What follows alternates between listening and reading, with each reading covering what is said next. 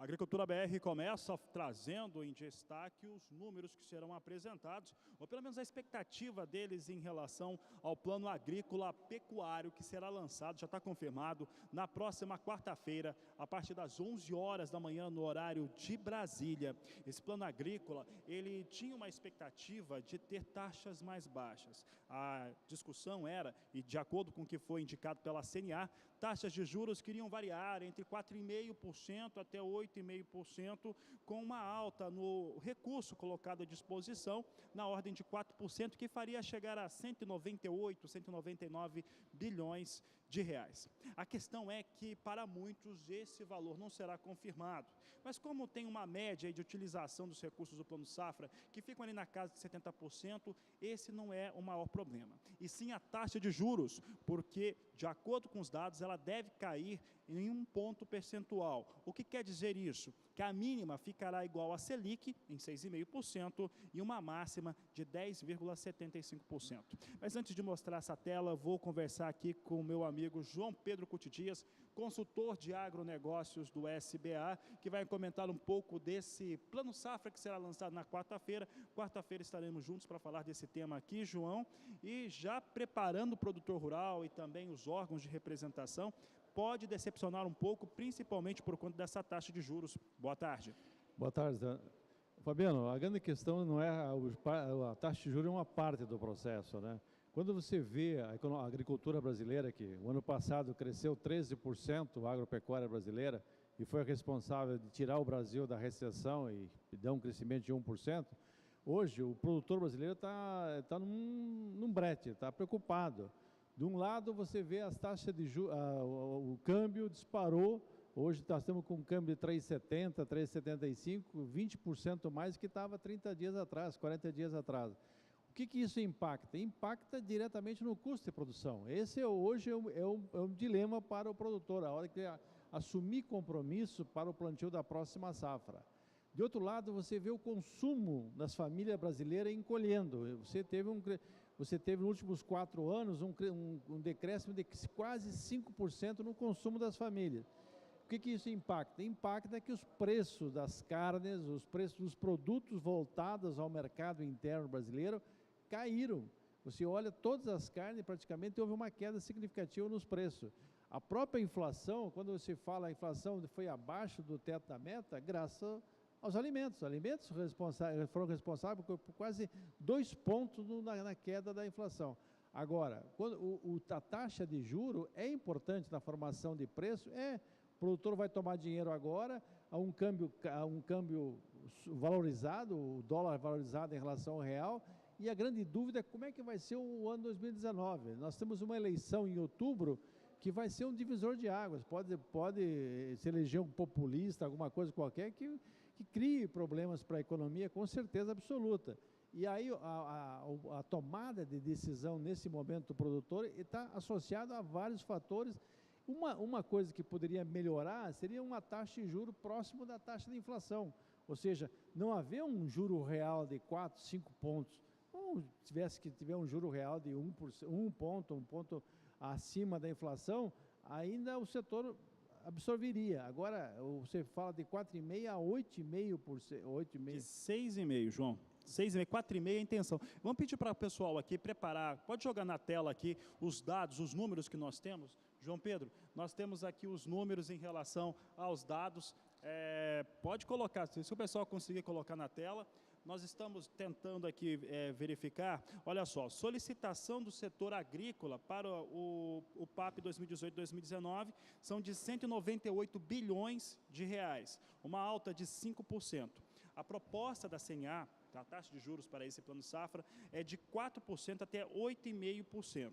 O governo já tem sinalizado que os valores devem ficar de disposição de recursos no mesmo patamar do último ano, 188 bilhões e 400 milhões de reais, enquanto que as taxas vão cair 1 ponto percentuais, um mínimo de 6,5% e deve ficar com um teto de 10,75%. E aí que vem o fator polêmico, porque fica bem distante dos 4% que a CNA estava indicando para esse plano agrícola pecuário. A CNA trabalha com uma taxa de inflação, começando com uma taxa de juros próxima à taxa de inflação.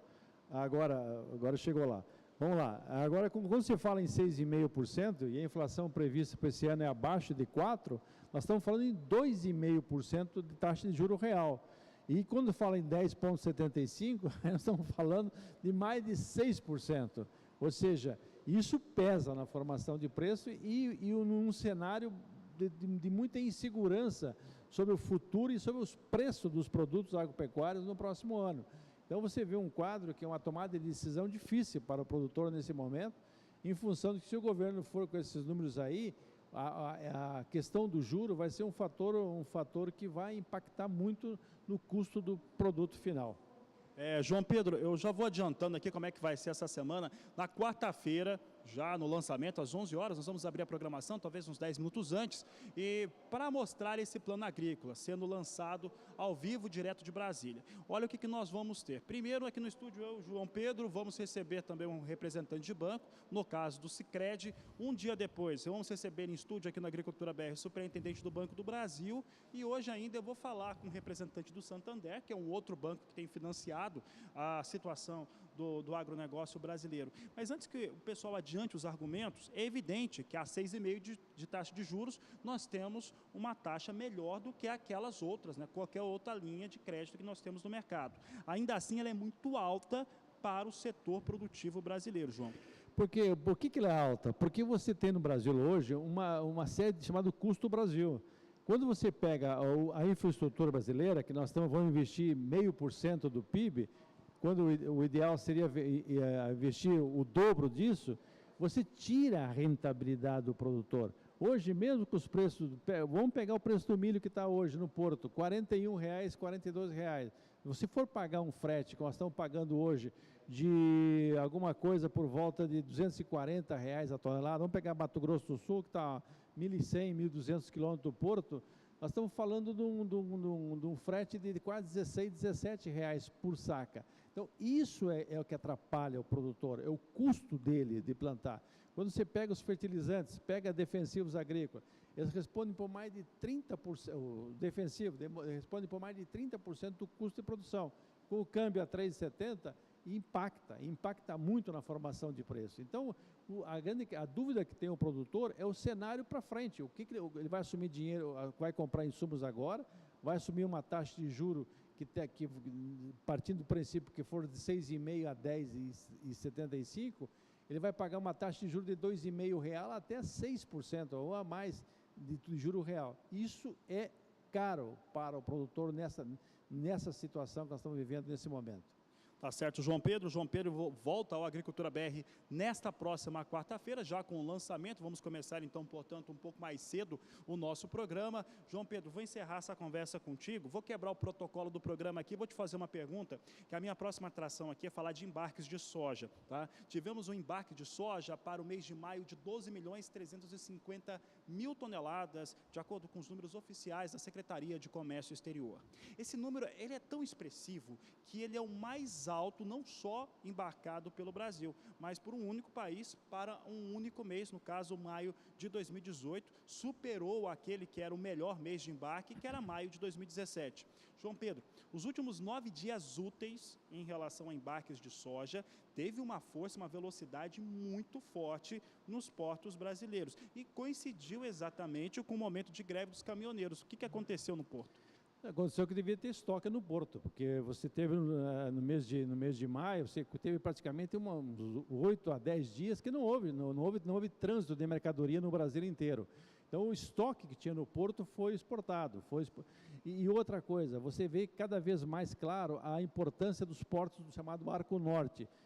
Um porto que ninguém falava há 7, 8 anos atrás, que era Barcarena, no Pará, hoje está chegando a disputar entre os 4 maiores portos de embarque do Brasil. Então você está mudando a logística no Brasil, ou seja, você tem cada vez mais uma presença dos portos do Arco Norte.